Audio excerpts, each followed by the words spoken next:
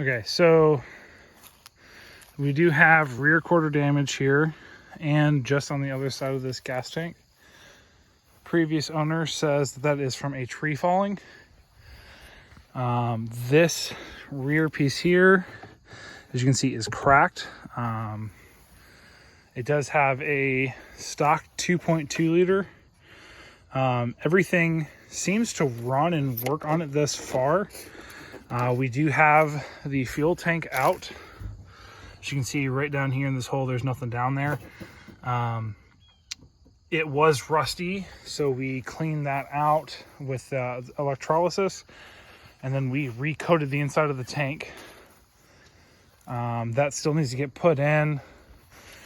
It is a first generation SW20. We do have 2 holes in the front here from the license plate from the previous owner.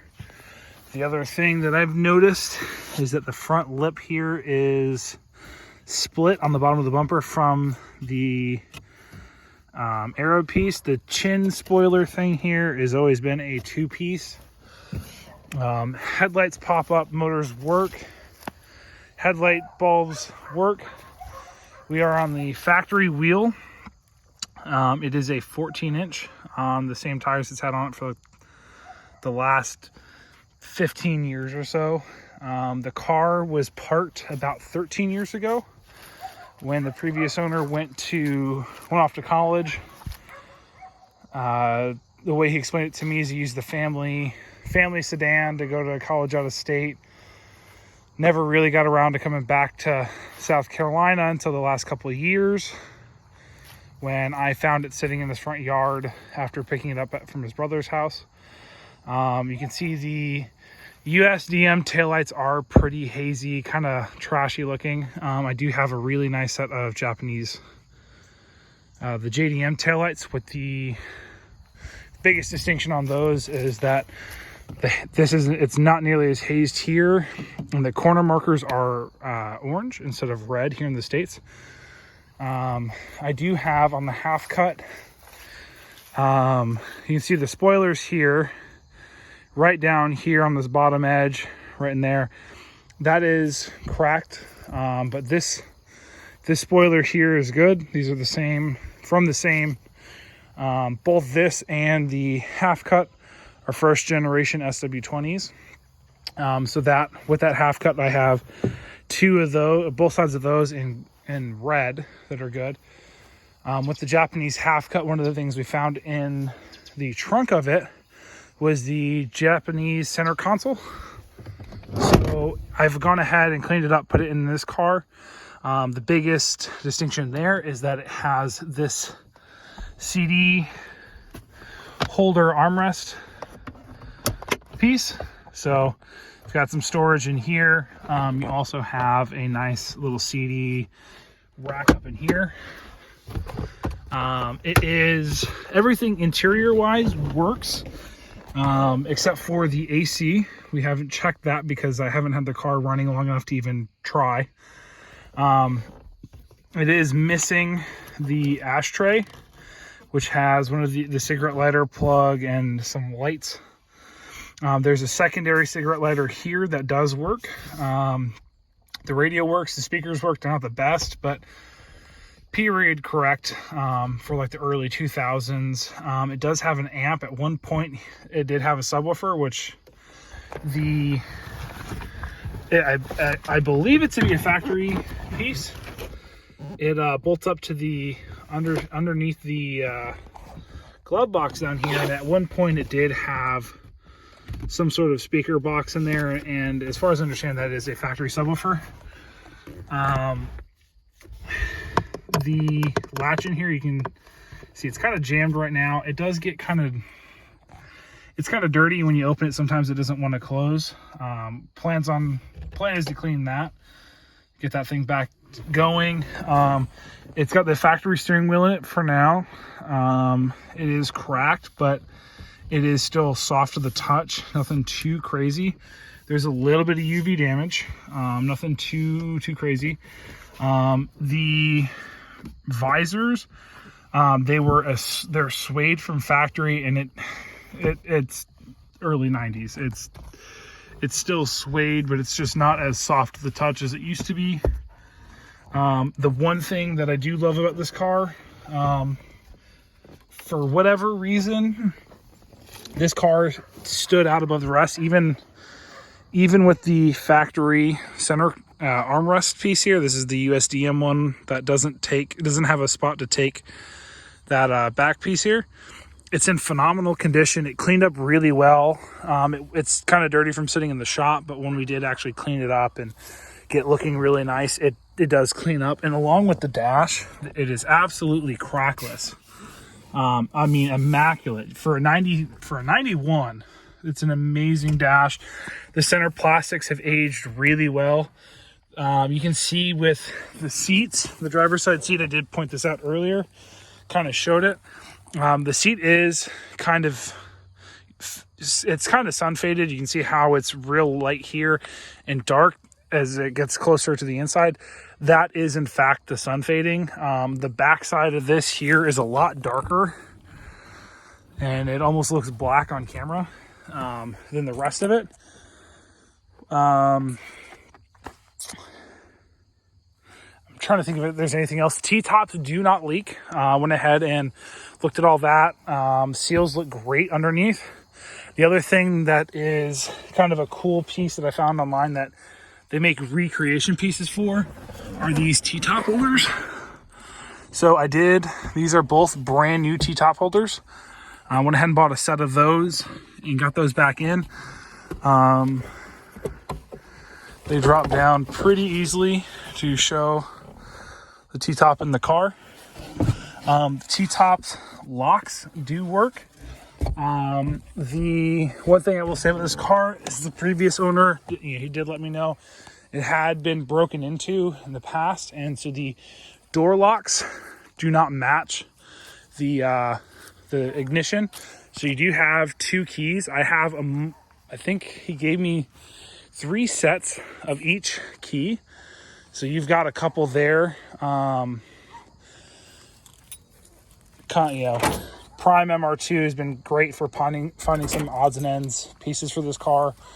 It does have this aftermarket bar here. It is adjustable, so if you do want to add a little bit more preload to the rear end of the car, you can do that. I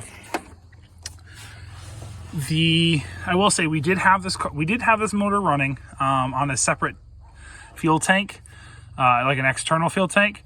It doesn't knock, it doesn't smoke. We did get it to go into gear. Right now, I would show you the shifting, but the shifting linkage and all that has to be dropped, and I don't think you'll be able to see it on the camera, but the linkage is just kind of underneath the car right now. You have to drop that out of the way to remove the fuel tank. So that's one of the things we'll continue to move on. I will do another video on the half cut that we have, because it does have some really cool bits. It is a second gen 3S GTE, and it does have an upgraded turbo from a FC Supra. No, I'm sorry, I just totally butchered that. And Mark 3 Supra, real wedgy looking ones. The car does have a blitz tuned ECU. So back in Japan, it went to the blitz tuning shop, got some work done to it. And as far as all of the Japanese goodies that are on there, like I said earlier, the center console came with it. I got the taillights, I got a rear bumper.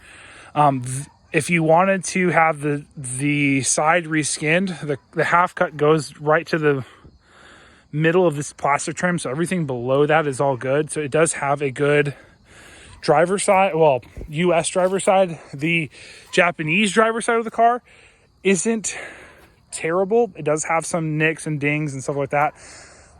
So I have had a couple of people reach out to me about taking that skin off and selling it. right now that hasn't been something I've been able to do. It's a lot of work for me right now.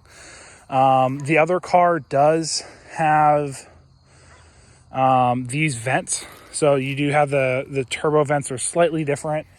Nothing too crazy on that as far as I understand. In this car, both vents on the side are functional, and actually on the Japanese side, the Japanese car, this side is a intercooler here. It is a technically a side mount intercooler car. As far as that car goes, we haven't ran that motor. It does turn over. I have been kind of afraid to hook the whole thing up and try to run it on the wiring harness.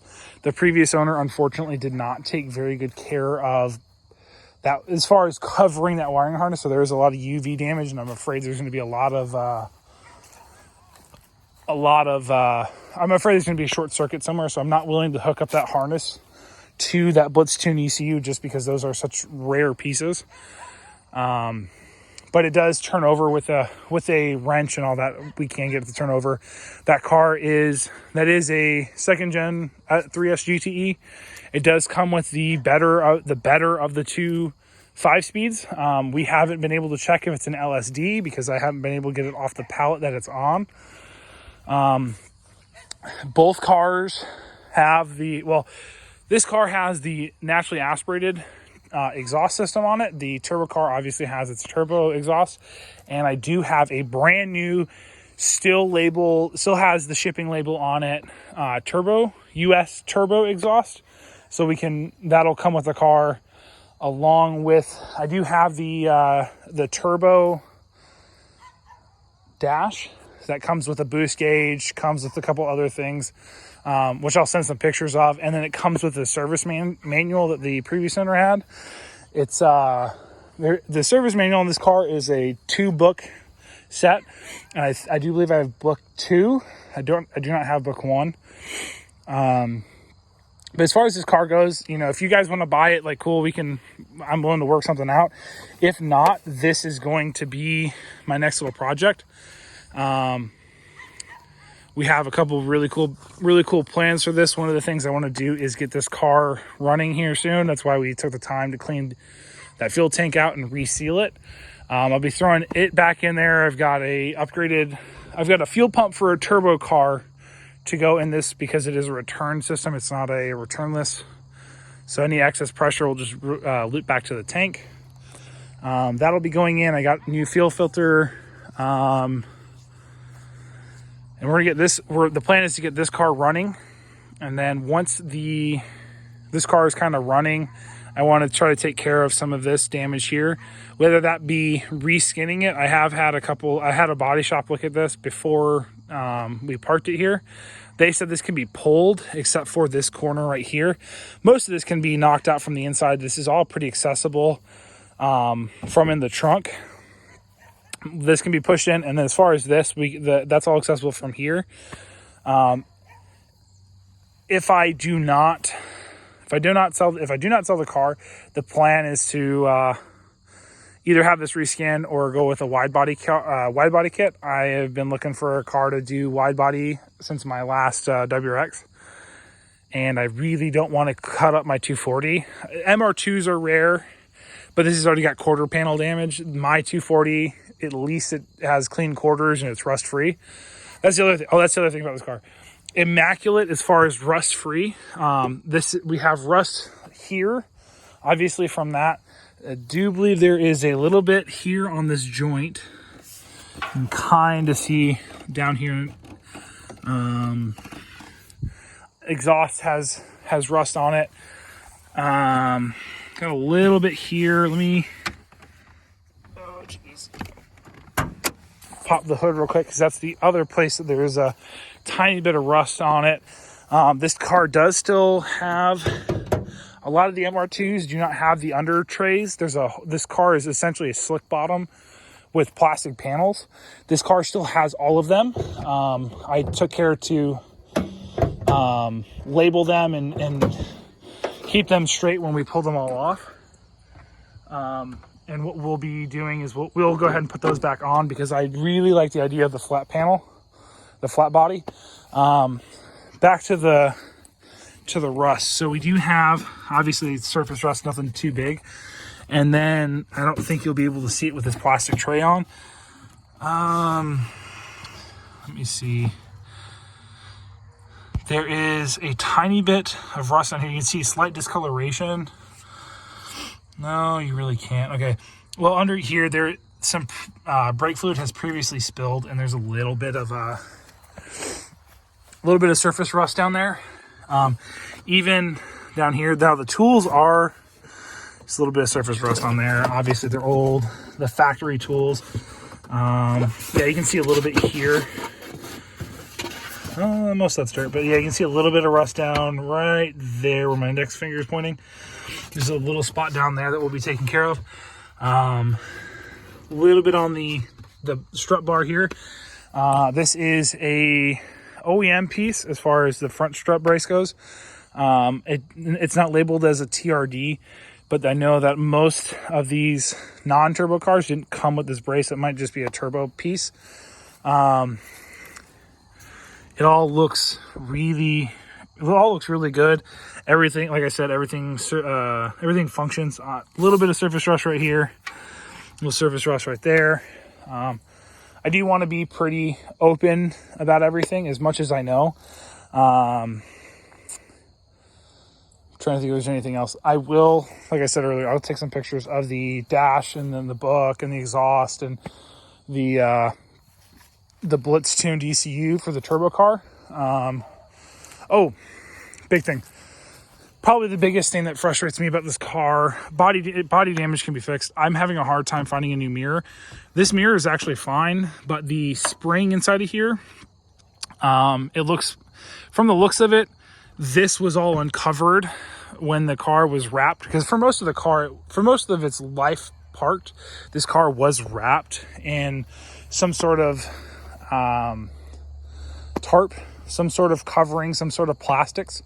One of the things that looks like, and you can see, especially when I show you this, and then on the other side, you can really see that there's very little to no hazing over there in the clear coat, which tells me that this side of the car was uncovered for a long time. But this spring in here is it no longer returns it back to its factory location. So I've been looking for a mirror. The only thing I've been able to find is the Japanese driver's side. There's a couple of those for sale. I haven't pulled the trigger on any of those because this mirror is slightly different on a US to Japanese car. So it will work. Worst case scenario, I'll buy it and run it. They're not super expensive. There is one guy on eBay that sells a ton of factory and OEM MR2 parts. I do believe he calls himself like Mr. Toyota, or like MR2 Toyota guy or something like that. And it's obviously like that's all he does. He's got a couple cool parts that are on there. I just haven't pulled the trigger on. I will say, full transparency on this car, we bought this car I bought this car and had my friends help me pick it up with the intention of fixing as much as I could and parting out the Japanese half cut and then selling the car. I've really started to fall in love with the personality of the car, just working on it and moving it around. It is a really cool car, and I would love to fix it, but right now I just don't have that time. I don't have the finances necessarily without sacrificing on the 240 build right now, which coming up soon I'll probably be okay with parking it and not beating on it as much, and kind of setting it aside. And once I kind of work through some of that, I'll be pulling up everything I can on this car. I will say that Wiring Specialties, I have reached out to them as far as the wiring harness for the turbo car. They said they should be able to recreate the Japanese turbo car harness with what's left of the harness they have now, or what's left in that car. When I do go over there and take some video of that, I'll kind of show and explain some of the stuff they did when they made the car a half cut. They did take the whole body harness and they spooled it up and put it up on the car, mounted it, and unfortunately the previous owner just didn't have it covered for long enough, and there's just some UV damage. But I'll follow up with another video, and I'll talk to you soon.